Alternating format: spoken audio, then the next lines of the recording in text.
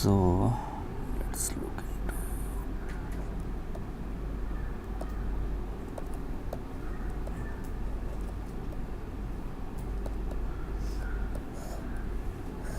current regulator. So far we have been talking about only voltage regulator. You are regulating the output voltage, but there are some certain applications where you need to regulate the current. So applications, the most common application is your battery charger.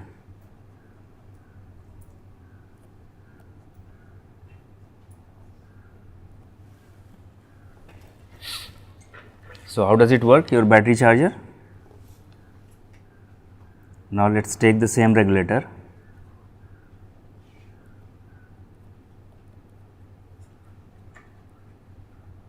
You have Vref,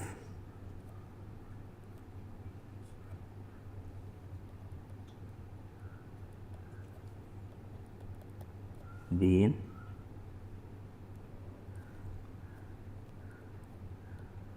this is your charging current. Now let's say this is your battery.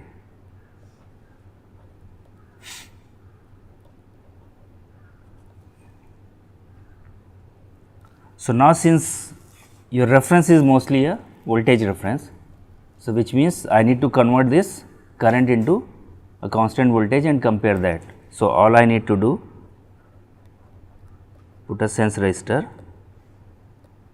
and most of the time this is external off chip because we need a very accurate sense resistor.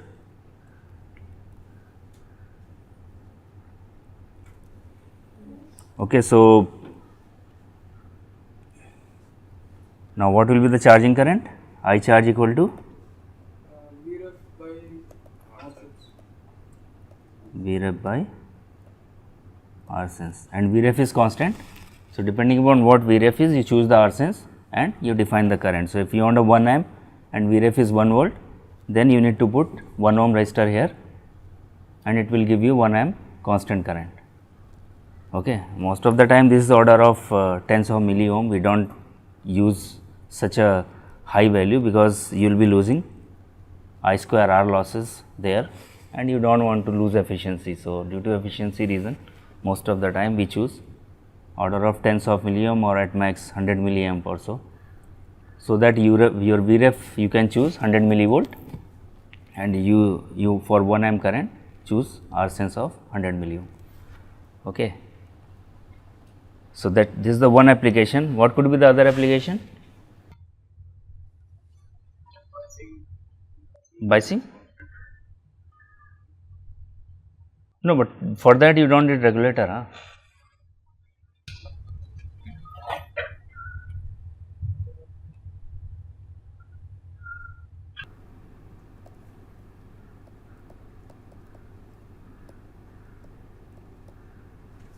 LED driver. Okay, so you have this LED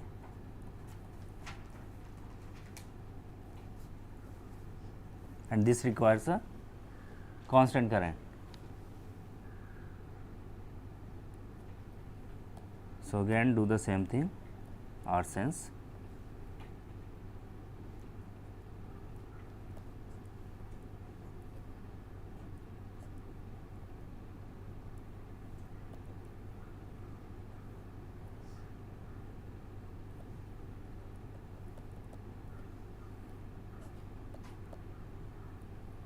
Vref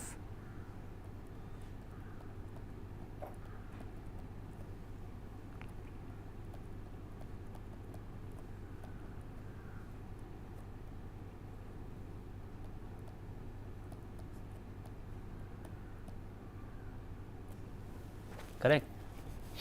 So LED is require constant current, and if you look at the data sheet, they have a maximum specified current. If you supply more than that current, these LEDs may heat up and break. So that's one thing, like you have to limit the maximum current Other thing is the brightness control actually. These LEDs, the brightness of these LEDs is proportional to your current. So, if you reduce the current, you can dim it, and if you want to increase the intensity, you increase the current. And most of these dimmable LEDs use current regulators, and you simply control the current. Okay. These days you would have seen this, there are bulbs, remote controlled bulbs, where you can control the brightness. They do nothing but those signals control the current in the LEDs. So, two ways you can either if you have a way to control the R sense, you can change the R sense, or but most of the time we use VREF, because R sense usually if it is off chip difficult to control, but if you have a on chip you can build a RDAC, but usually these values of order of ohms, so you cannot get very good resolution, which means you have to have a smallest resistor in order of milliohms, which is not easy to build. So, you just control the VREF and get the variable current, which will control the intensity of your LED.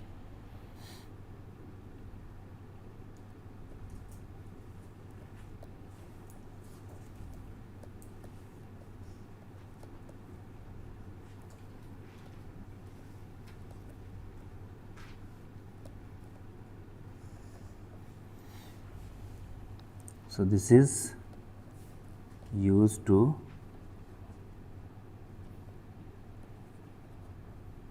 provide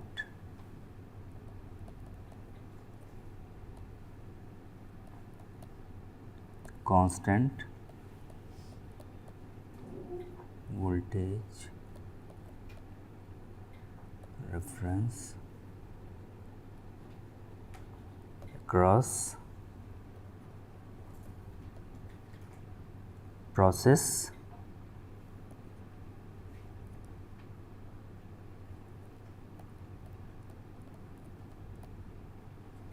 voltage and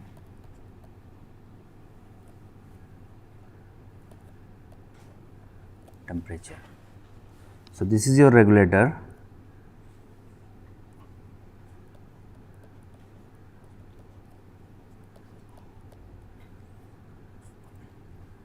And this VREF come from band gap reference.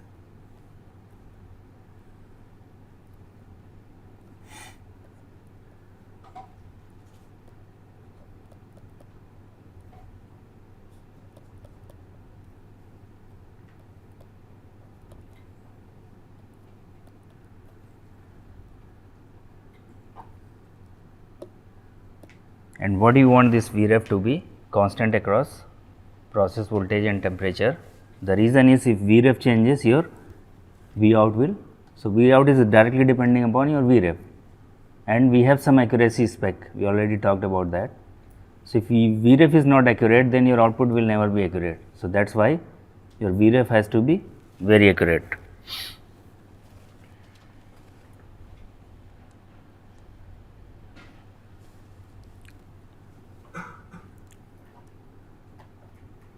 So,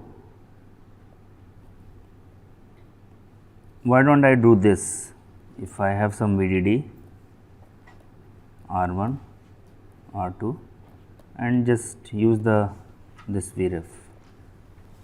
What is the problem with this? Why temperature dependent? But what is the VREF expression? Can you tell me? R2 upon R1 plus R2 into VDD. So, let us say VDD is 2 volt and I want VREF equal to 1 volt. What should be the?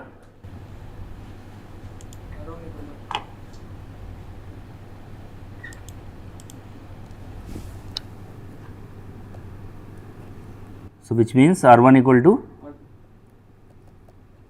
R2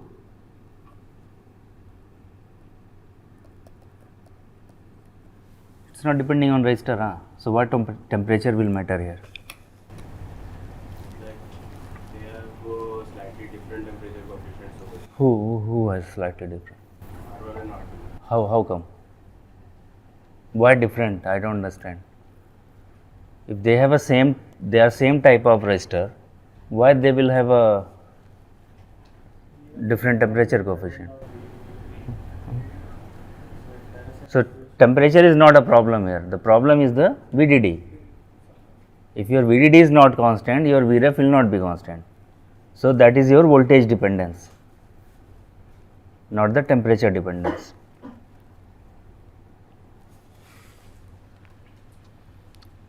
Okay, so you can always do this without any problem.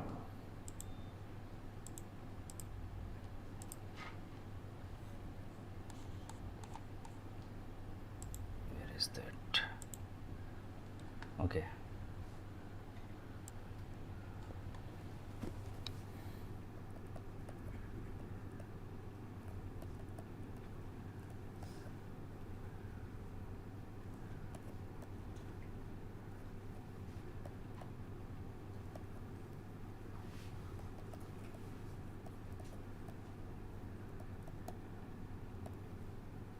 Okay, what could be, is there any other way I can generate Vref, constant Vref? What is the forward voltage of diode?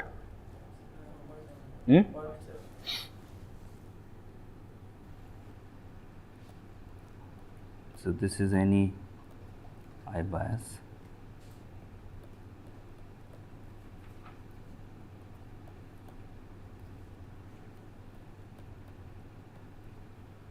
Can I use this as a reference? 0.7 volt.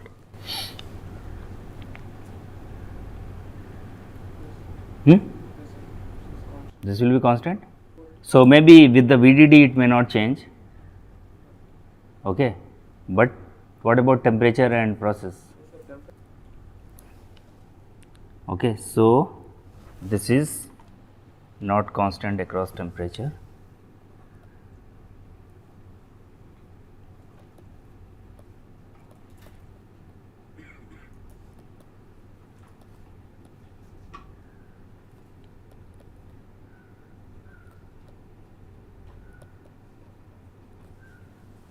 Temperature, okay, but we will use the same diode concept to build the band gap reference. Okay. So we need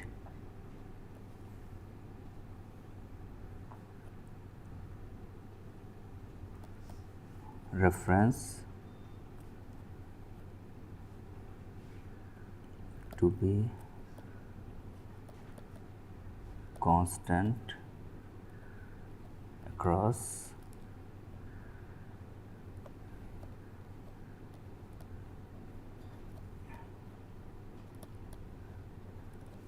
so this cannot work.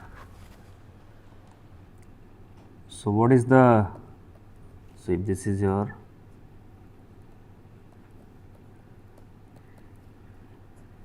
what is the collector current of your bipolar? IS into VB over VT. What is VT? No, what is that actually? Thermal voltage, okay. So if I want to write the expression for VB, what will be that? VT ln IC by IS. Okay. VT is KT by Q. K is constant, Q is constant. So this is VT is, and T is the temperature. So what is del VT?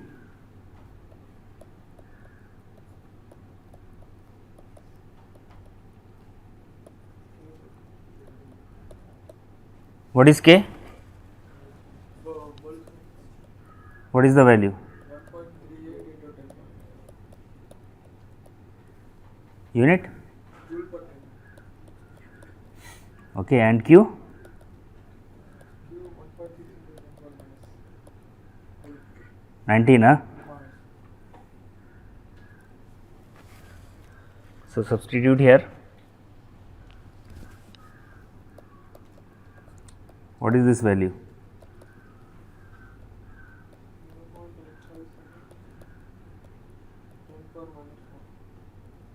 86 millivolt per, correct? So what will be the Vt at room temperature? Vt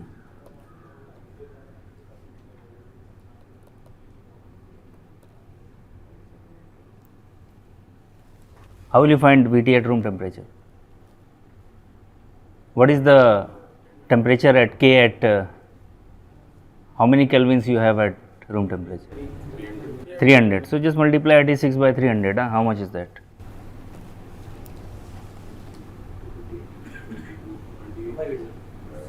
To 25.8. Yeah, roughly 26 millivolt. That's what you have. Vt value is given as 26 millivolt at room temperature.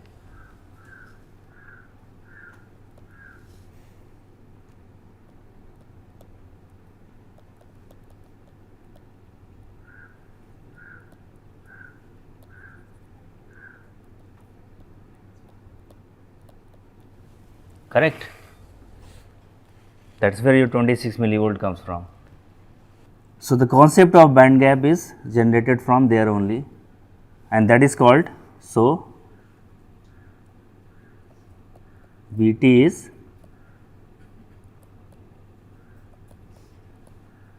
proportional to temperature. Okay. So if I want to generate a band gap, if this is my temperature and this is my Vref. So if I have one voltage which is proportional to temperature, if I can get another voltage which is inversely proportional and add up the two, then you can get a flat voltage. Okay. So let us say I have this curve and this curve.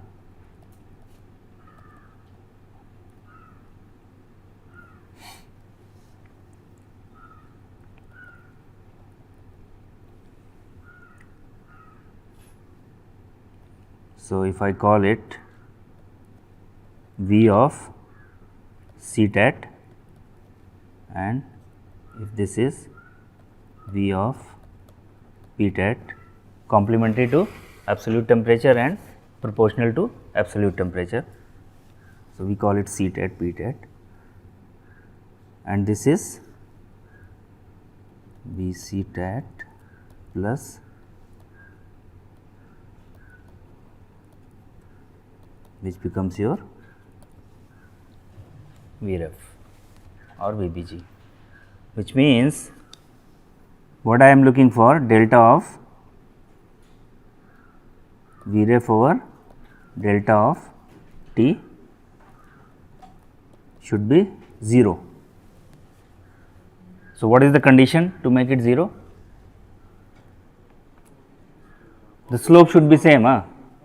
If slope is not same, then they will not cancel out.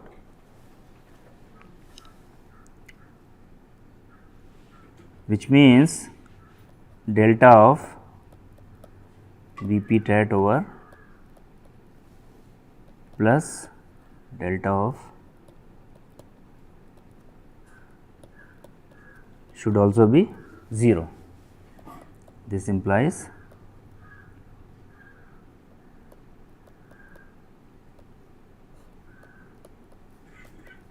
should be exactly opposite to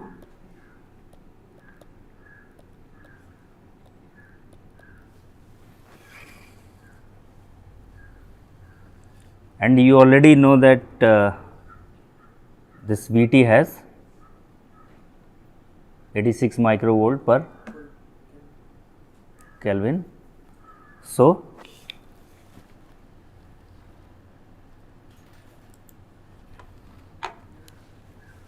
now what we need to do, So, VT you can generate, you already know how to generate the VT. VT is coming from your VB current, the current expression had the VT, if you write in terms of your VBE, okay, it has a VT term there, but it has also two more component, IC over IS. So, overall behavior actually becomes a negative for VB, even though your VT has a positive coefficient, but your IC has a negative. So, but the resultant effect is negative. So, VB has a negative temperature coefficient. So, your VB was VT ln IC over IS.